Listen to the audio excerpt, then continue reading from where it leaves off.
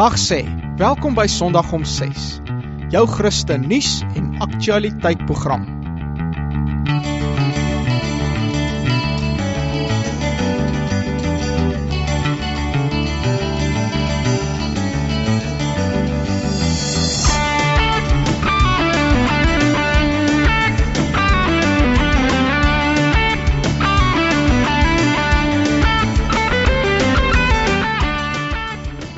Baie welkom by Sondag om 6.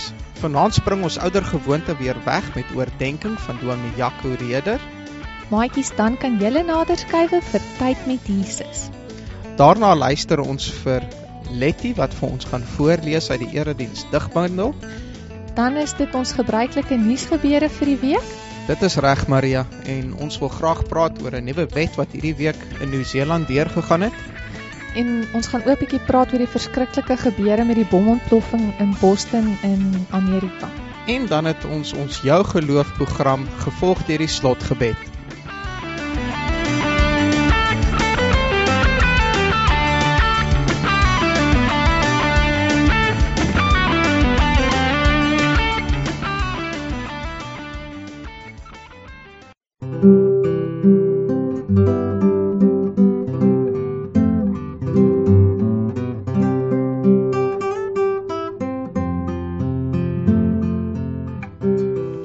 Goeiedag, kom ons lees saam 1 Petrus 1 vers 5 en 6. Julle wat jonger is, moet aan die ouer mense onderdanig wees. Almal moet trouens teen mekaar nederig wees en mekaar help, want God weerstaan die hoogmoediges, maar aan die nederiges gee hy genade. Onderwerp julle daarom in nederigheid aan die kragtige hand van God, sodat hy julle kan verhoog op die tyd wat hy bestem het.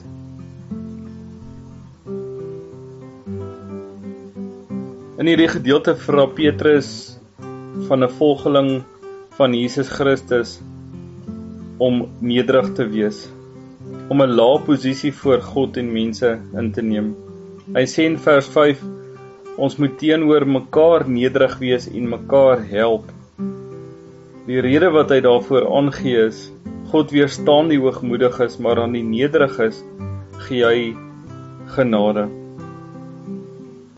Leef ek en jy vanuit 'n lae posisie voor die Here en voor mense?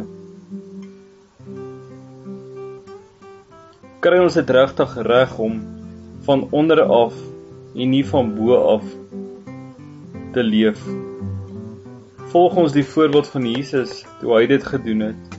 Toe hy bereid was om die gestalte van 'n slaaf aan te neem, toe hy bereid was om die voete van sy disippels te was, toe hy regtig bereid was om homself en sy eie mag en autoriteit en heerlikheid te verloor terwille van my en jou, terwille van die sondetoestand van die mens, het Jesus swak geword, het hy laag geword, het hy klein geword, het hy selfs in baie mense se oë die verloorposisie, die agterste posisie ingeneem.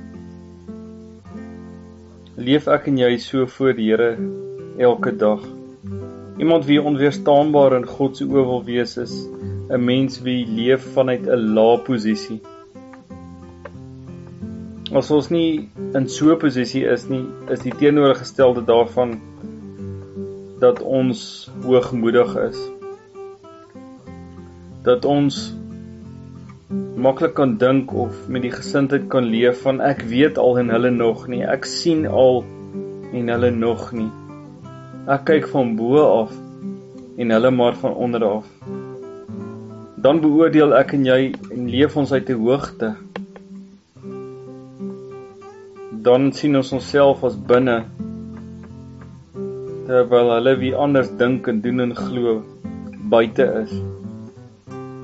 So maklik is die gevaar dat ons dan die middelpunt kan raak van ons eie bestaan en alle suksese aan onsself begin toeskryf. Kort voor lank word ons hoogmoedig. Hoogmoedigheid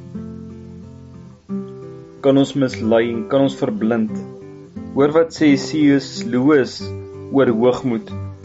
Solank hoogmoed in 'n mens se hart woon, kan jy God nie sien nie. Verwaande mense sien immers neer op alles en almal. En as 'n mens altyd afkyk, kan jy natuurlik nie sien wie bo jou is nie. Die gevaar is so groot dat ek en jy baie keer net afkyk. Ons baie keer net na onsself kyk. Dat ons baie keer vir God en vir ander nie meer raak sien nie. Dat ons vanuit die hoogte kyk na ander. 'n Hoogmoedige mens is geneig om neer te sien op ander en ander se denkwyses en ander se pogings. Petrus en Jakobus vra in hierdie gedeelte van ons om 'n vernederende, swak, selfs in baie mense se oë verloor posisie in te neem. Natuurlik is daar ook beloftes daaraan. Die Here sê dat wanneer ons so leef, sal hy ons verhoog, sal hy ons op 'n hoogte sit op die regte bestemde goddelike tyd. Hoor wat sê Spreuke 3 vers 34. Met hooghartiges dryf hy die spot, maar hy is goed vir die wat beskeie is. 'n Mens wie in 'n lae posisie leef voor die Here, wie homself onderwerp aan God, wie laag leef voor ander, wie nederig met ander mense omgaan, is 'n mens wie geseënd is. Dis 'n mens vir wie God goed is. Hieraan kan ek en jy vashou elke dag. Mense met 'n lae posisie is voetewassers. Dis mense wat weet hulle is nie onmisbaar nie. Dis mense wat nie net nederigheid dink en daarop amen sê nie, maar mense wie dit leef. Mense wie soms ook ander se opinie as waardig ag, eerder as net hul eie opinie. Mense in 'n lae posisie is nie 'n vloerlap van die samelewing nie, maar dis iemand wie weet wie hy of sy in Christus is en die belangrikheid verstaan van 'n nederige lewe. Die storie word vertel van 'n jong pastoor in Amerika wie moes leer wat dit beteken om in 'n lae posisie te leef. Kort nadat hy 'n beroep gekry het na 'n baie groot gemeente, het hy haastig eendag sy kantoor begin uitpak. Terwyl hy dit doen, het hy 'n oproep gekry van sy kollega wie hom gevra het om vinnig te kom help met 'n projek. Nuuskierig het hy by homself gewonder, wat kan die projek wees? Dalk hulp met Sondag se preek, dalk een of ander hulp met 'n groot sendingprojek waarmee hulle besig was in daardie tyd. Wat sou dit kon wees, het hy gewonder terwyl hy haastig afhardloop met die trappe.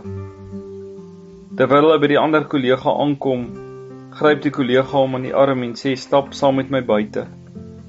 Na buite. Buitekant het 'n klomp groot vuil asblikke gestaan. As gevolg van swaar reëns vir 'n hele klompie weke kon niemand die asblikke skuif nie en het dit al begin sleg ruik en die parkeerarea begin versper. Daardie jong pastoor moes daardie dag sy kollega help om vir die grootste gedeelte van die dag net vuil asblikke leeg te maak en rond te skuif.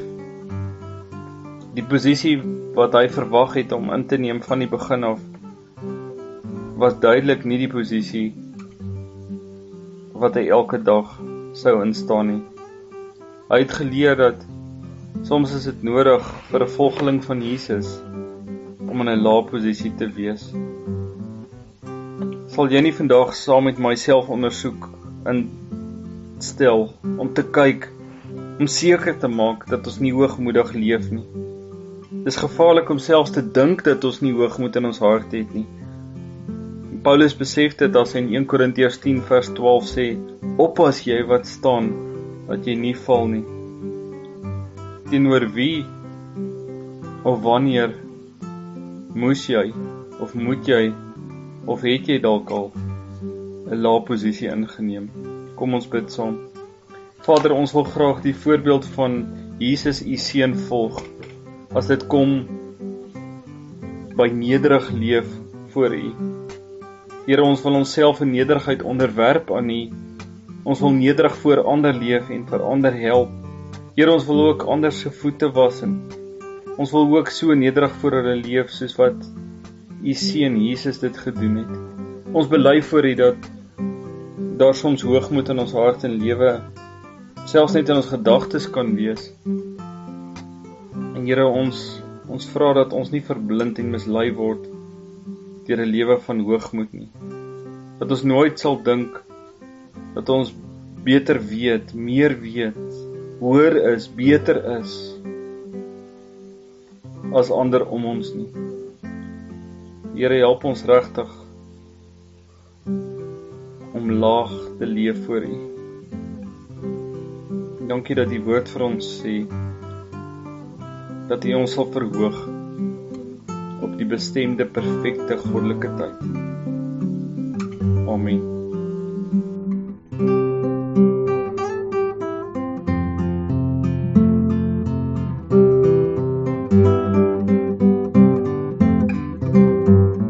Baie dankie Jaco vir jou stukkie. Nou Tannie Maria, kan jy ons vertel oor die programmetjie vandag? Nou maar goed Andrei, vanaand begin ons met Exodus 3 in ons ekspedisie. En julle sal agterkom dat ons hierdie week nie liedjies voor en na ons programmetjies speel nie, want ons het nog nie weer nuwe liedjies gekry nie. So as jy baie graag vir ons 'n liedjie wil stuur, vra vir mamma om dit sommer op haar telefoon op te neem en dit na ons e-posadres te stuur, dan kan jy ook op die program verskyn.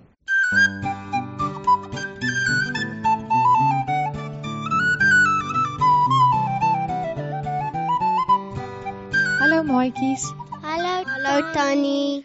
Ek is sommer bly julle is weer saam met my hierso vandag. Kan julle onthou wat het ons laas keer oor gelees?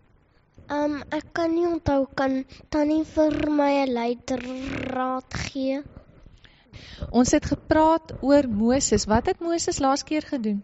Die Egiptenaar doodgemaak? Dis reg. Is dit reg dat hy die Egiptenaar doodgemaak het? Nee, maar ek dink is wat koning Jesus wou gehet. O nee, ek dink die koning Jesus wil ooit hê ons moet iemand doodmaak nie. Hoekom kan ek dit sê? Want die Bybel leer ons dat dit teen God se wet is om moord te pleeg. Maar koning Jesus kan enige ding gebruik, hoe sleg dit ook al is, en hy kan goed daaruit laat kom. So vandag gaan ons nou verder lees. Ons begin vandag met Exodus hoofstuk 3. So ek wil hê julle moet fyn luister, sodat ek vir julle baie vragies kan vra. Is julle reg? Ja. En Moses het die kleinvee opgepas van sy skoonvader Jethro, die priester van Midian. Kan jy vir my sê wat 'n skoonvader? 'n Skoonvader, ek dink dit is iemand wie vir iemand se kind versorg, soos 'n oefen of so iets. Nee, dit is nie heeltemal reg nie. Ek dink jy dink nou aan 'n pleegouer. Hierdie is nie dieselfde nie. Kom ons hoor, wat dink jy? Ek dink 'n skoonvader is iemand wat soos jou vader, 'n father-in-law is. Dis reg. Wat is 'n father-in-law? Wat doen hy? Iemand wat soos in, as jy getroud is na 'n tannie of ietsie van sy familie, is hy soos jou pa en Van die ander familie, ja. Nee. So wie is Moses se skoonvader? Jethro.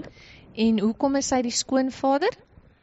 Want Moses het mos met sy dogter getrou. Dit is reg, baie mooi. Kan jy dalk onthou wat Moses se vrou se naam was? Sephora of Sephora? Dis reg, haar naam was Sephora gewees. En Jethro was die priester van Midian gewees. Wat is 'n priester? 'n Priester is iemand wat vir God luister, vir hom eer en doen wat God wil hê, en hy vertel ander mense van God en hy leer vir hulle van God. Dit is reg, baie mooi.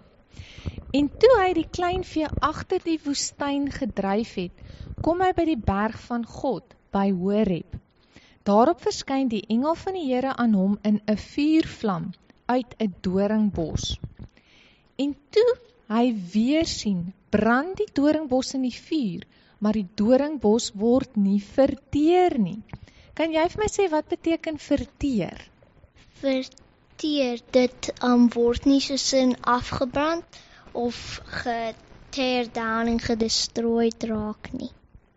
Dis reg, dit word nie stikkend gebrand nie, want wat doen vuur gewoonlik? Dit brand deurgoedjies en maak dit net in ashes en goed. Dis reg, baie mooi. So, hierdie doringbos is nie verteer nie. En Moses sê, laat ek tog nader gaan en hierdie groot verskynsel bekyk, waarom die doringbos nie verbrand nie. So hoe dink jy het Moses gevoel toe hy die brandende bos gesien het? Bang. Hy kon bang gevoel het, ja, want is iets wat mens nie gewoonweg sal sien nie. Dink jy sou jy gevoel het as jy iets gesien het wat jy nog nooit voorheen gesien het en dit nie verstaan nie? Verbaasd. Verbaas en dalk ook? Nuuskierig. Dis reg, ek dink jy sou nuuskierig ook gewees het. Toe die Here sien dat hy nuuskierig nader kom, roep God na hom uit die doringbos en sê, Moses, Moses, en hy antwoord, hier is ek. En hy sê, moenie nader kom nie, trek jou skoene van jou voete af, want die plek waar jy op staan, is heilige grond. Wat beteken heilige grond? Heilige grond beteken of 'n engel van God of God is aan die grond. So die grond daar is heilig, want God het dit heilig gemaak, hoekom hy nou daar is. Dis reg. Verder sê hy, ek is die God van jou vader, die God van Abraham, die God van Isak en die God van Jakob. Dis reg. Toe het Moses sy aangesig verberg, want hy was bevrees om God aan te sien. Kan jy vir my sê, wat beteken verberg? Steek weg sy gesig. Dis reg, hy steek sy gesig weg. Hoekom het hy sy gesig weggesteek? Want God het in die Bybel gesê dat enige iemand wat na hom kyk, sal doodgaan. Hoekom? Want God is heilig en hierdie wêreld wat ons in is net vol sonde. Dis reg, as ons vol sonde is, dan kan ons nie voor God staan nie, nee. Want God haat sonde. Dis reg. En die Here sê, ek het duidelik gesien die ellende van my volk wat in Egipte is, en ek het hulle jammerklagte oor hulle drywers gehoor. Ja, ek ken hulle smarte. Wat beteken ellende? Swaar kry. Dis reg, swaar kry. Kan jy vir my sê, wat is jammerklagte? Is dit soos in dat hy jammer is vir ander mense of ietsie? Dit kan wees soos dit, maar jammerklagte, jammer beteken wat? Hy spyt van wat hy gedoen het en ietsie. Dis reg, jy kan spyt wees oor iets wat jy gedoen het, maar jy kan ook spyt wees oor dit wat ander aan jou doen, nie? En wat is klagte? Klagte, dis huil en soos 'n kla. Dis reg, huil en kla, baie mooi. Wat is 'n slawedrywer? Wat dink jy is dit? Dit is die ou wat die sweep slaan. Ja, dit kan wees iemand wat 'n sweep slaan, maar wat doen 'n drywer? Wat wil 'n drywer hê? Hulle moet harder werk. Dis reg, baie mooi. En laastens, kan jy vir my sê, wat dink jy beteken smarte? Smarte. Dis seker dat hulle hartseer wees en kla by God, want of nie kla by God nie, hulle soos in is hartseer of goeies en hulle sien dat dit onregverdig is wat die slawedrywer en goedjies aan hulle doen. Dit is baie mooi, dit is reg, ja. Goed, kom ons gaan aan. Luister julle nog mooi? Ja. Daarom het ek neergedaal om hulle uit die hand van die Egiptenaars te verlos en hulle te laat optrek uit daardie land na 'n goeie en wye land, na 'n land wat oorloop van melk en honing. Kom ons hoor bietjie, wat dink julle? Wat beteken dit dat 'n land oorloop van melk en honing? Dit is so 'n wonderlike land, dat jy sal so bly wees, dat jy kan nie wag om in dit in te gaan. Dit klink reg, ja. En jy, wat dink jy? Ek dink die melk beteken daar sal baie beeste en cattle en baie diere wees en ek dink die heuning is soos in dat die lande gaan baie vegetation en goedjies hê. Dis baie mooi, ek dink dis goed opgesom. Sjoe maatjies, daar is ons tyd nou alweer verby. Kom ons maak gou reg, laat ons gou met die belangrikste persoon in die hele wêreld kan praat. Ons maak ons oogies toe en ons vou ons handjies en ons staan op ons knie om te wys dat ons vir Jesus eer en dien. Is julle reg? Goed. Koning Jesus, baie dankie vir hierdie tyd wat ons saam met U kon spandeer. Dankie dat ons kon leer van wat 'n skoonvader is, wat 'n slawedrywer is, en dat U alles kon hoor wat die Israeliete gesê het. U het hulle jammerklagte gehoor. Baie dankie dat U altyd luister en dat U ons wil help. Help ons asseblief dat ons getrou vir ander van U sal vertel en dat ons nooit sal vergeet hoe wonderlik U is nie. Ek loof en prys U want U is groot en goed. Halleluja. Amen. Baie dankie Tannie Maria, ek is seker die maatjies het nou lekker saam geleer. En ja, dit sou lekker gewees het om 'n paar stemmetjies te hoor wat vir ons liedjies gesing het soos laas keer. Maar kan jy net vir ons sê, wat is daardie e-posadres wat die maatjies moet gebruik as hulle vir ons ietsie instuur? Dis reg so, dit is tyd.met.jesus@gmail.com. Dankie Maria. Volgende aan die beurt is Letty met voorlesing uit die erediens digbundel.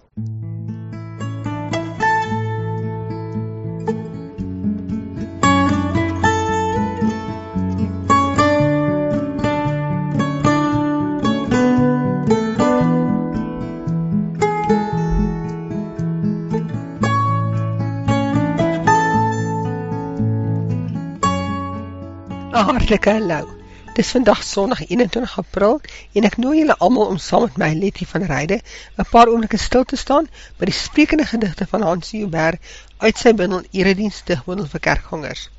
En vandag stap ons oor na die volgende hoofstuk, naamlik offergawe. Al drie die gedigte van Hansie Joubert in hierdie hoofstuk herinner my aan die woorde van 'n leraar wie lank terug aan my gesê het, dat ons tiende aan die kerk nie net 'n tiende in geld moet wees nie, maar ook 'n tiende van ons tyd en arbeid en dies meer. So sê ons digter ook in sy gedig, neem my geldjie. Neem my geldjie. Neem my geldjie, o Heer, gebruik dit in die gemeente, om die koninkryk uit te brei. Neem my lewe, o Heer, gebruik dit in die wêreld, om die evangelie uit te dra. 'n treffende suiwer gedagte, kort en kragtig, sonder omhaal van woorde. As ons na sy volgende gedig, Harde Muntstuk, kyk, is dit vir my asof daar selfs nog 'n bietjie meer diepte intree. Ek hou dit aan julle voor. Harde muntstuk. Harde muntstuk as offer, symbool van my harde hart, word sag deur U genade. Muntstuk en hart, albei gee ek met liefde, as offer aan U, o koning. Die gedig waarmee ek gaan afsluit is, gee van my offergawe. Gee van my offergawe. Gee van my offergawe is nog deel van die erediens. Daarom is gee van my lewe deel van my offerdiens. Kom ek lees dit weer vir julle. So maklik kan die diepte en die erns hiervan misgekyk word, of misgehoor word. Dit is eintlik 'n baie treffende gedig. Gee van my offergawe. Gee van my offergawe is nog deel van die erediens. Daarom is gee van my lewe deel van my offerdiens.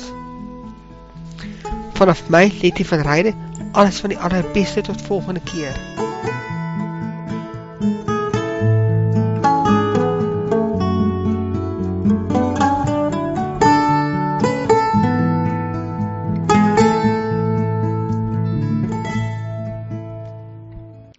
Letty, baie dankie vir jou stukkie wat jy vandag vir ons weer gegee het.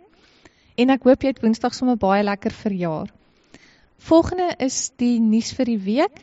En dit is nogal kontroversiële items wat ons gaan bespreek, maar ek hoop julle sal ons harte daarin hoor.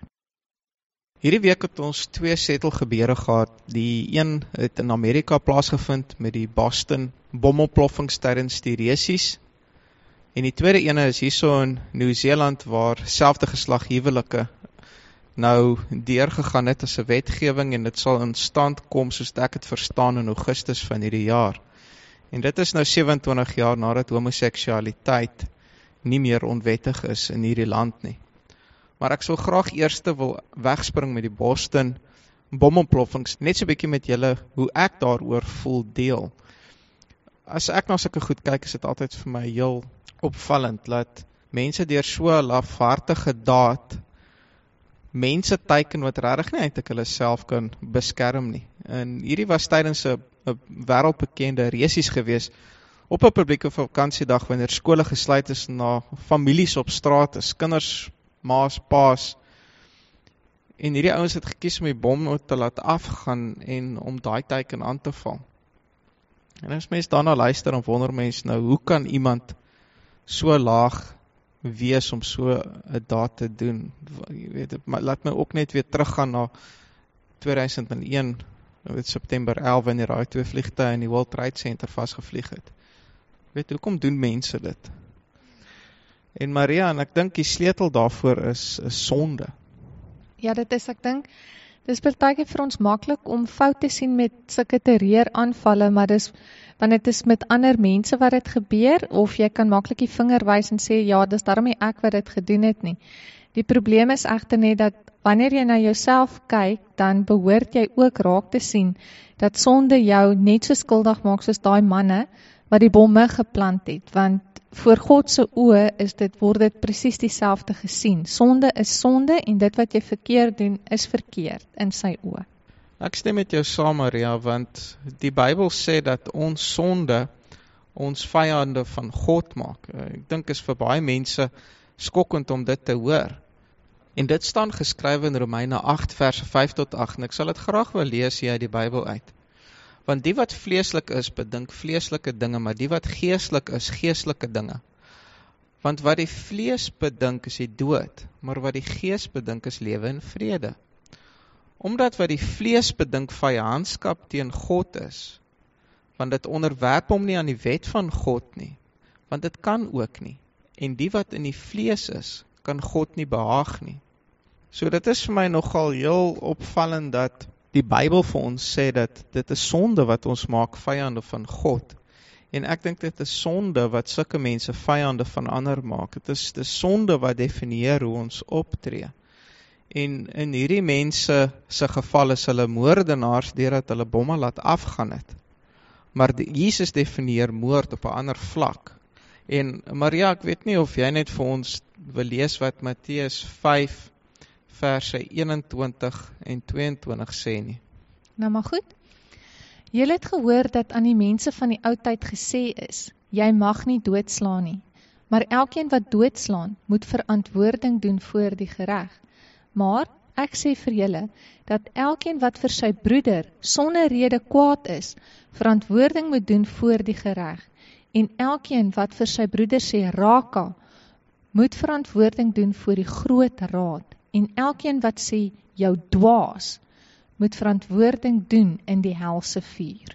Ek dink wat vir ons belangrik is uit hierdie stukkie is dat die Here kyk na die hart. En waar ons as mense nogal oppervlakkig kyk en na hierdie terroriste sal kyk en sê, ja, maar hulle is slegte mense as gevolg van wat hulle gedoen het. Kyk die Here verby dit, hy kyk verby die uiterlike, hy kyk verby na die dade wat ons in die uiterlike doen, en hy kyk na die hart.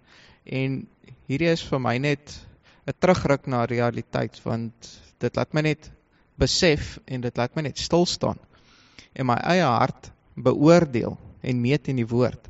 Want die Here sê, as ek in my hart iemand anders te haat, is dit so goed soos moord. So ons moet nie te gou wees om hierdie terroriste af te maak asof ons dan so goed is nie. Want eintlik op morele vlak is daar baie van ons wat erger is as hulle. Ons sonde maak het ons almal voor God vyande is. Ons sonde maak het ons haatlik optree. En dit is hoekom die Here aan die kruis vir ons gesterf het. Hy is die een wat gekom het om te betaal vir dit wat ons nie kan koop deur ons eie nie. Ons is skuldig, ons is strafbaar. Maar Jesus het daai straf betaal. En wat ons nodig het om te doen is om by daai hof se deure in te stap, na die voorkant toe te gaan en vir die regter te sê dat jy ook daai betaling oor jou wil hê. Daai bloed wat gevloei het vir betaling vir jou sonde soek jy ook. Maria, ek weet nie of jy 'n laaste gedagte het op hierdie punt voordat ons aanstap nie. Vir ons as mense is dit nie moontlik om na hierdie mense te kyk deur in oë van liefde nie. Maar ons kyk na hulle eerder met oë van haat, want ons haat dit wat hulle doen. Ons haat die feit dat hulle mense vermoor het. En ek dink net dat ons moet eintlik met daai selfde brille wat ons na die terroriste kyk, moet ons na onsself ook kyk en die sonde wat ons raak sien in onsself haat, sodat dit so erg sal wees dat ons net sal afstand doen daarvan en vir die Here smeek en vra om ons asseblief net skoon te was. Want sonder hom sal dit glad nie moontlik wees nie. So, dit klink miskien kras, maar dit is die waarheid. As ons kyk na die terroriste deur ons oë en ons sien al die verkeerd, dan moet ons daai selfde brille ook aanvat en na onsself kyk en die verkeerd in ons eie lewe ook raak sien. Ek stem met jou saam, Maria, is altyd so maklik om vinger te wys na iemand anders te, en soos wat ons die kinders op die sonnaarskool geleer het, as jy vinger na iemand anders te wys, is daar 3 ander vingers wat terugwys na jou toe. En dan wanneer ons eie saak met die Here reg het, dan maak hy van ons disippels om uit te gaan en die woord te verkondig. En dit is waar ons die streep in die sand moet trek, want dit is ons verantwoordelikheid om vir ander mense die lig te bring, maar is God se verantwoordelikheid om mense te oordeel tot lewe of dood. Dan die volgende saak wat ek aan wil raak is dan dieselfde geslag huwelikswet wat hierdie week bespreek is in die parlement en die meerderheid stemme het gegaan dat dit goedgekeur is en soos wat ek nou verstaan as ek reg is dat die wet dan in werking sal tree van Augustus hierdie jaar af. En vir my is dit 'n baie tragiese week. Dit is regtig 'n jammer week want God het die huwelik gedefinieer. Hy het gesê dat die huwelik is tussen een man en een vrou. En hy het die perke daar gestel. En ons as mense kom en ons sê nie, maar ons is beter en ons kan die reëls herskryf. En ons regering stap weg van die woord af, is lankal nie meer woord gebaseer nie. En hulle is besig om hulle eie morele waardes en standaardes op te stel. Maria, jy sit met 'n glimlag op jou gesig. Dit lyk asof jy vir my iets wil sê. Ja nee, ek dink net, hierdie is nou vir my weer een van daai spykers in die doodskis van evolusie, want hulle sê mos ja, ons mense is besig om beter en beter en beter te word, en alles, ons word hierdie superhumans, as mense dit nou so kan stel, maar as ons nou hierdie dinge sien in dit, dan wonder ek, as 'n man en 'n man by mekaar is, of 'n vrou en 'n vrou by mekaar is, hoe gaan hulle kinders hê, en hoe gaan hulle verder vorentoe gaan? Ek hoor wat jy sê, Maria, daar is mense wat seker nou na ons sal luister en sê ons is veroordelend, maar dit is nie ek en Maria wat hierso ons wil op iemand afdwing nie. Dit is God wat die standaard gestel het, dit is God wat die reëls daar gestel het, dit is God wat ons mense gemaak het en gesê het hoe ons moet werk. En hoekom dit vir my baie tragies is omdat die koerante uit die pad uitgaan om te sê, nou is een van die voordele wat hierdie mense kan kry omdat hulle wettiglik getroud kan wees, dat hulle kinders kan aanneem.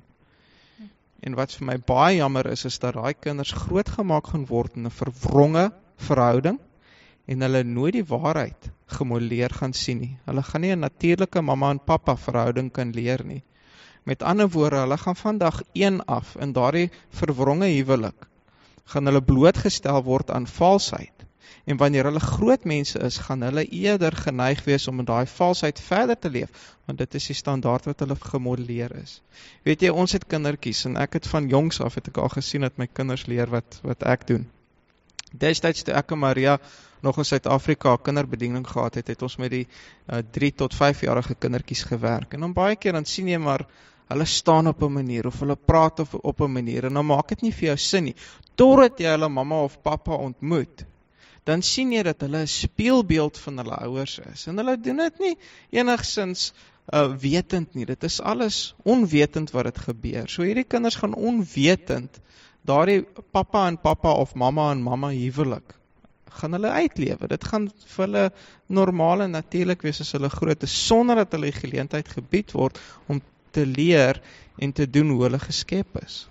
Die ding is wat vir my ook kommerwekkend is met dit, is wat as daai kindjie tot die Here kom en hy word dan deur sy man, ma en man, pa, of sy ma en ma, pa verwerp, omdat hy die Here aanvaar en staan teen dit wat hulle doen, omdat hy staan op die woord van God.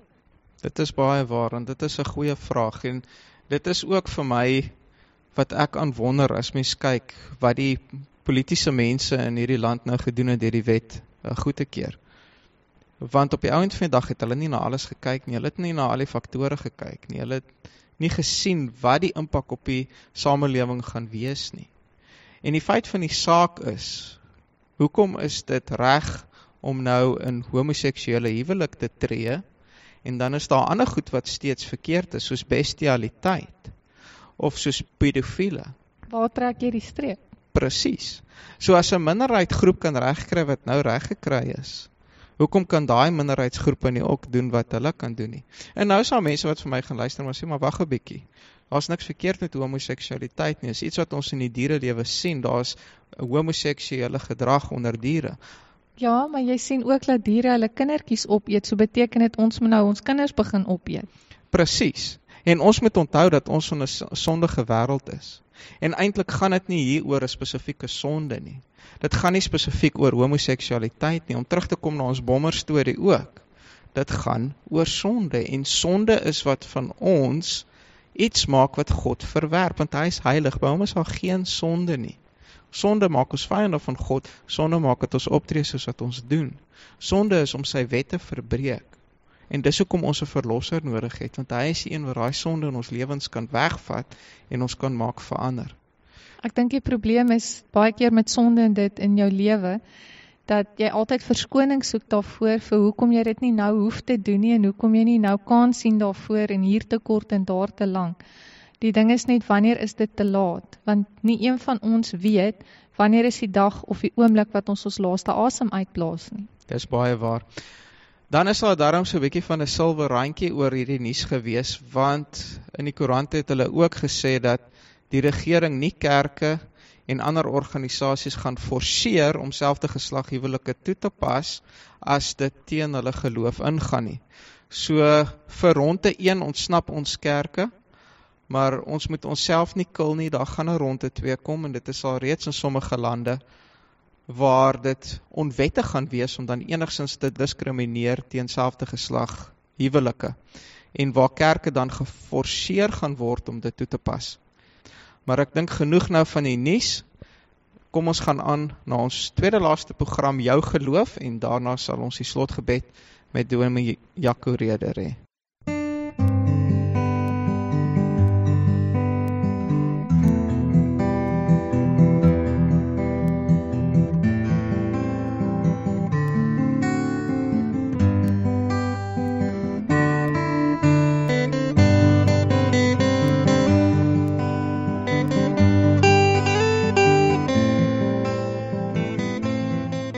Vandag se boodskap is genoem, ken jy Bybelse voorspoed en vrede?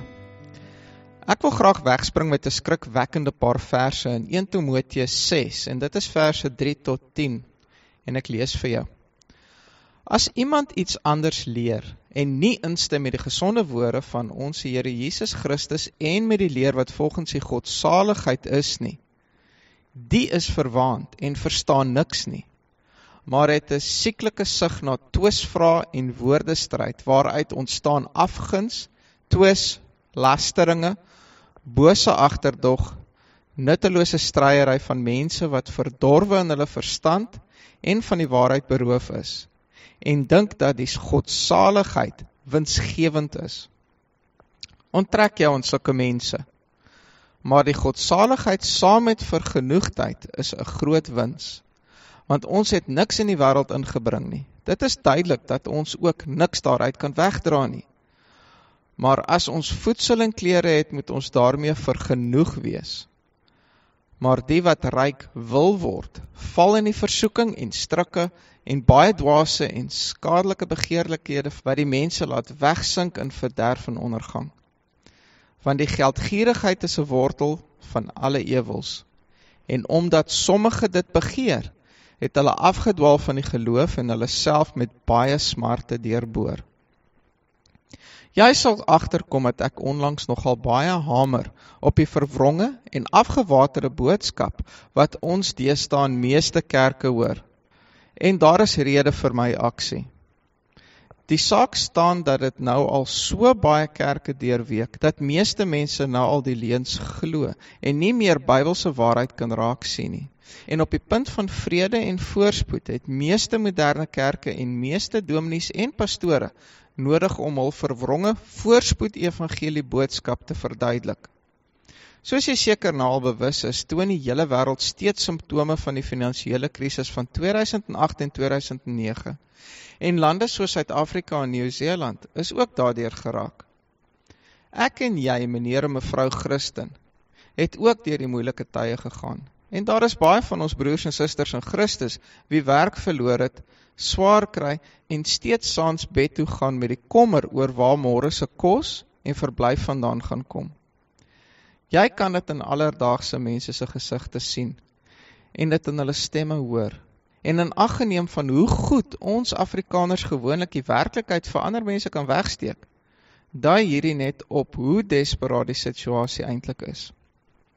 Wat egter nodig is om verduidelik te word vir moderne dominees en pastore, wat die sogenaamde prosperity gospel, oftewel voorspoed evangelie verkondig, is dat hierdie mense gehoorsame getroue Christene is, wat hul God liefhet en hom dien en hom vertrou, maar steeds swaar gebigend deur die lewe gaan. Ten spyte van die waarheid van hoe swaar ons mense lewe, verkondig die voorspoed evangelie dat God materiële, geestelike en fisiese voorspoed en vrede beloof. Om deel te hê aan die voorspoed en vrede in hulle lewens, is al wat nodig is geloof in God se beloftes en om sy beloftes vir jouself te ontvang en daarin te lewe. Maar hierdie voorspoed evangelie is net 'n halwe waarheid, of selfs dalk minder as dit. 'n Paar jaar gelede het 'n Christen videospan die strate van 'n stad in Amerika ingevaar en met Christene en ander mense gaan praat. Almal is gevra vir hulle, wanneer hulle mense van Jesus vertel. Hulle vertel dat Jesus 'n wonderlike plan vir hulle lewens het. En meeste mense het ja geantwoord. Hulle is toe gevra, wat is die wonderlike plan wat Jesus vir mense se lewens het? En die mense se antwoorde het ingesluit geld, gesondheid, wêreldvrede, geen haat, karre, goeie punte op skool, goeie werk, lang lewe en so voorts. Om dit kras te stel, maak die voorspoed evangelie van God 'n muntautomaat. Dit is nou 'n vending machine in Engels. Jy weet, gooi net geloof by die gleufie in. En dan hoor jy hoe vel seëninge, geld, huise, karre, 'n mooi vrou, slim kinders, goeie gesondheid, groot kerke, oorseese vakansie en so voorts. Onder in die gleufie, net reg vir jou om dit te vat en te geniet. En die voorspoed evangelie maak van mense 'n gelukkigheidsmasjien, wat van sonsopkoms tot sonsonder, met 'n groot aangeplakte glimlag op die gesig deur die lewe gaan, en orals net voorspoed, vrede en geluk soek. En die voorspoed evangelie is God daar vir ons, en ons is daar vir God, sodat hy ons kan seën. Al wat ek kan antwoord op die voorspoed evangelie is snert. Mense glo in die voorspoed evangelie omdat dit goed klink, maar indien hulle hul Bybels goed geken het, sou hulle ontdek het dat daardie evangelie 'n mensgemaakte evangelie is, wat eintlik niks anders is as afgodsdiens nie, omdat hulle 'n nuwe evangelie skep en Jesus na hulle eie beeld verander. Kan ek jou vra, as jy by die World Trade Center geboue was, 'n dag voor September 11, 2001, toe die 2 vliegtuie in die gebou vasgevlieg het, en so baie mense hul lewens verloor het, en daardie mense wat gaan sterf, voor jou gestaan het, en jy 'n kans gehad het om hulle van Jesus te vertel, wat sou jy vir hulle sê? Wat sou jy vir hulle sê? Wat sou jy vir hulle sê? Hoor jy my? Met die kennis dat hulle die volgende dag sou sterf in daardie gruwelike terroriste aanval, sou 'n boodskap van Jesus het 'n wonderlike plan vir jou lewe enigsins sin maak? Sou dit 'n verskil maak? Sou dit wees wat jy vir hulle wil sê? Sou die moderne voorspoed evangelie genoeg gewees het om daardie mense in die hemel te bring die volgende dag? Laat my gerus toe om nou uit die Bybel te bewys dat die voorspoed evangelie 'n tandelose, winsgerigte fabel is. Die Bybel is vol mense na wie se lewens ons kan kyk om te sien wat die Bybelse model vir die kind van God is. Neem byvoorbeeld Adam, wie sy oudste seun Kain sy jonger broer Abel vermoor het. Of Noag, wat die bespotting van almal was terwyl hy die ark gebou het. Wat van Abraham, wat gewag en gewag het vir 'n seun, en Josef, wat deur sy eie broers in 'n put gegooi is, verkoop is, en toe is hy nog onskuldig in die tronk gestop ook. Ek dink ook aan arme Moses, wat vir 40 jaar lank saam met die ongehoorsame Israeliete in die wildernis moes deursukkel, gebukkend onder hulle konstante opstandigheid en ongelowigheid. Almal wat teen koning Dawid gedraai het volgens 1 Samuel 28 tot 31. Wat van Daniel wat in 'n leeukuil gegooi was vir sy geloof? Wat van Job? Hy het alles en nog meer verloor vir sy geloof. Jesus Christus het mense gesond gemaak, gevoed en die boodskap van die ewige lewe gebring. En as onskuldige is hy gekruisig daarvoor. Het jy geweet 10 van die 12 apostels is dood vir hulle geloof? Laastens wil ek die volgende lees wat Paulus oor homself geskryf het, 2 Korintiërs 12 verse 7 tot 10, en het lees: En dat ek my oor die voortreffelikheid van die openbaringe nie sou verhef nie, is my 'n doring in die vlees gegee, 'n engel van die Satan, om my met die vuis te slaan, dat ek my nie sou verhef nie. Hieroor het ek die Here 3 maal gebid, dat hy van my sou wyk, en hy het vir my gesê: My genade is vir jou genoeg, want my krag word in swakheid volbring. Baie liewer sal ek dus in my swakhede roem, sodat die krag van Christus in my kan woon. Daarom het ek 'n behaag in swakhede, in mishandeling, in node, in vervolging, in benoudhede, om Christus ontwil. Want as ek swak is, dan is ek sterk. Van God se seën oor Abraham in Genesis 12, verby die seëninge in Deuteronomium 28, al Jesus se beloftes in die 4 evangelies, en tot verby Jakobus 1 vers 12 se belofte van die kroon van die lewe, wat elke een wat Jesus liefhet sal ontvang, is dit baie duidelik dat die Bybel ons leer dat God ons wel seën en aanhou om so te doen. Maar dit is nie die hoofrede vir ons geloof nie. Ons aanvaar nie Jesus as ons verlosser vir wat ons op aarde kan kry nie. Ons fokus en ons rede vir bestaan is die kruis. Christus het gesterf om ons te red, deur ons straf op hom te neem. Hy verwag van die wat sy kinders is om elke dag hul kruis te neem en hom te volg. Luister wat sê Lukas 9 vers 23, en hy sê vir almal, as iemand agter my aan wil kom, moet hy homself verloon en sy kruis elke dag opneem en my volg. 'n Kruis is nie voorspoed en vrede soos die voorspoed evangeliste dit verkondig nie. Om 'n kind van Jesus Christus te wees, beteken dat ons die moeilike en nou pad kies, Matteus 7 vers 14.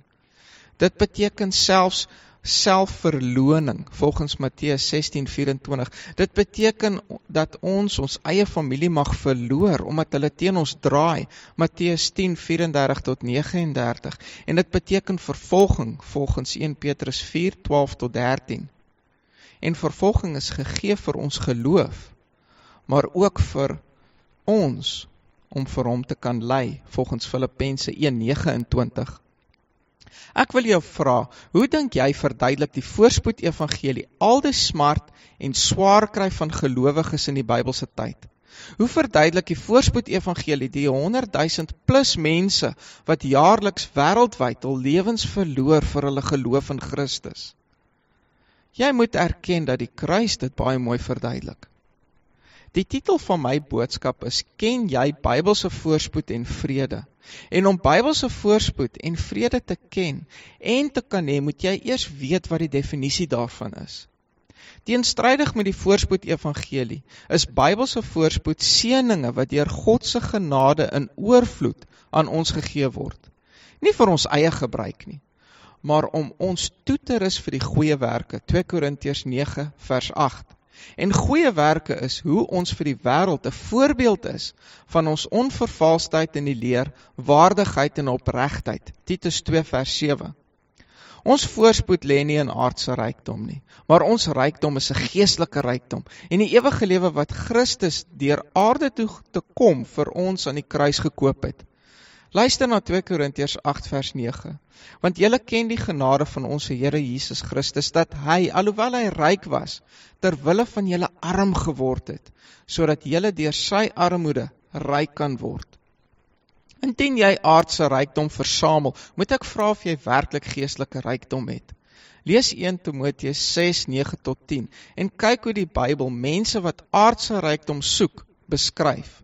Ek lees vir jou. Maar die wat ryk wil word, val in versoeking en strikke en baie dwaase en skadelike begeerlikhede, wat die mense laat wegsink in verderf en ondergang. Want die geldgierigheid is 'n wortel van alle ewels, en omdat sommige dit begeer het, hulle afgedwaal van die geloof, en hulle self met baie smarte deurboor. Aardse rykdom bring verderf en ondergang, en die voorspoed evangeliste wat dit verkondig, is maar net besig om hulle kudde na dieselfde verderf en ondergang te lei. Bly weg van daardie mense af. 1 Timoteus 6 vers 5 sê die volgende: Nuttelose stryery van mense wat verdorwe in hulle verstand en van die waarheid beroof is en dink dat die godsaligheid winsgewend is. Onttrek jou aan sulke mense. Die Bybel sê ons moet wegbly van hulle af. Maar indien jy Christus as jou verlosser aangeneem het en jou kruis daagliks opneem, sal hy jou seën met geestelike rykdom vir die verkondiging van die evangelie en tot eer en verheerliking van sy naam. O, wat 'n wonderlike rykdom is daarin nie net om na te smag nie. Hoe vals en leeg vergelyk die voorspoed evangeliste se boodskap van aardse rykdom nie. Om in sonde in die vlees te lewe is vyandskap teen God volgens Romeine 8 vers 5-8. Ek sê weer, om in sonde in die vlees te lewe is vyandskap teen God. Hoe skrikwekkend is dit nie net om te besef dat ons sonde ons 'n vyand van die ewige en almagtige skepper van die heelal maak nie. Deur geloof in Christus as jou verlosser, kan jy nou mede-erfgenaam in hom wees, Romeine 8 vers 17. Jy is sy kind, Romeine 8 vers 16, en jy is nou nie meer 'n vyand van God nie, maar ons het vrede by God, Romeine 5 vers 1. Die sleutel is geloof. Luister mooi wat sê Romeine 5 vers 1. Omdat ons dan uit die geloof geregverdig is, het ons vrede by God deur ons Jesus Christus. En volgens Romeine 8:35 word jy beskerm deur die liefde van Christus. Wie sal ons skei van die liefde van Christus? Verdrukking of benoudheid, of vervolging of honger, of naaktheid of gevaar van swaard?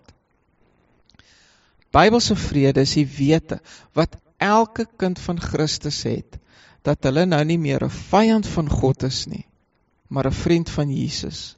My vriend, die Bybel beloof nie vir jou 'n lekker tyd op aarde nie. Dit beloof nie aardse skatte nie, dit beloof nie vrede op aarde nie, en ook nie vrede met ander mense nie. Maar dit waarsku ons, dat as kinders van Christus ons vervolging, verdrukking, verwerping, bespotting en dalk selfs die dood kan verwag, omdat die wêreld ons haat. Johannes 17 vers 14. Ek hoop jy probeer nie vrede najag deur goed, dit wil sê besittings en geld nie. Daar is 'n enkel karakterverskil tussen goed en God. Laat staan die dinge van die vlees waarin jy probeer vrede vind. Laat staan jou sonde wat jou 'n vyand van God maak, en soek eerder na vrede met die skepper van die heelal.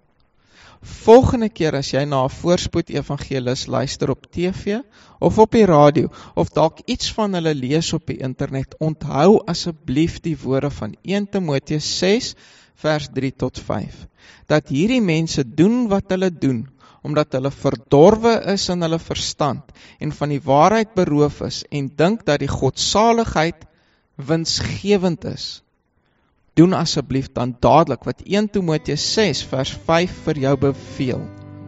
Onttrek jou aan sulke mense. Amen.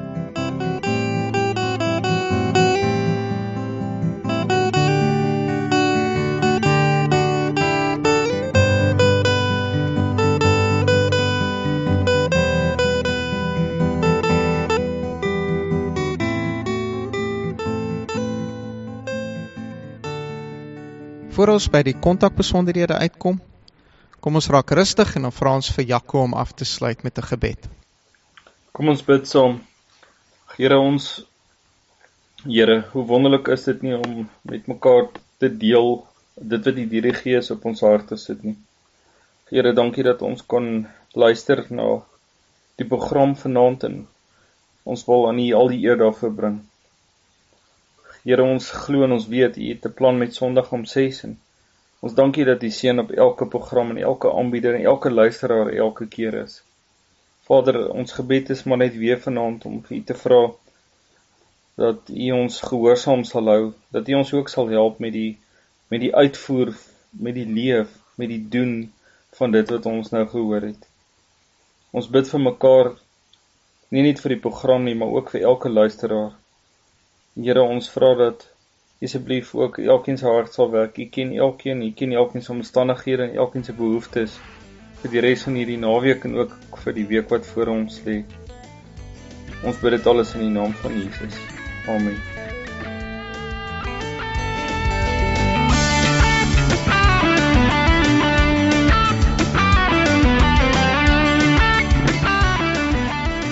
Hierdie uitsending is moontlik gemaak deur Tuna Radio. Vir ons mense, met ons mense. En Tuna Radio is beskikbaar by tunaradio.net en ook op Facebook soek net vir Tuna Radio. Sondag om 6 se kontakbesonderhede is sondag.om.6 by gmail.com.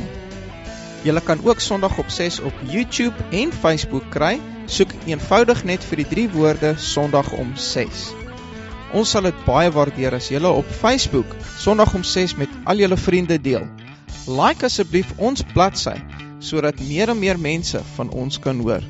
Onthou, in alles is ons fokus om die woord van God wêreldwyd in Afrikaans met Afrikaanse mense te deel. En dan laastens wil ek ook net vir julle die klein maatjie se kontakbesonderhede gee vir hulle programmetjie Tyd met Jesus. Tannie Maria, sal jy dit met ons deel? Vir die jonger luisteraartjies kan hulle vir my, Tannie Maria, kontak per e-pos by tyd.met.jesus@gmail.com. Maar onthou net maatjies, julle moet net eers mamma of pappa se toestemming kry voordat julle 'n e-pos vir ons stuur na die program. Ek sal baie graag van julle ook wil hoor.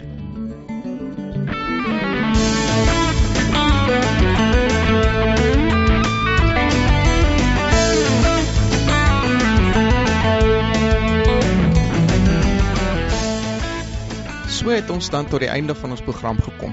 Baie dankie dat julle saam geluister het. En ons hoop om julle volgende week weer te sien. Selfde tyd, selfde plek.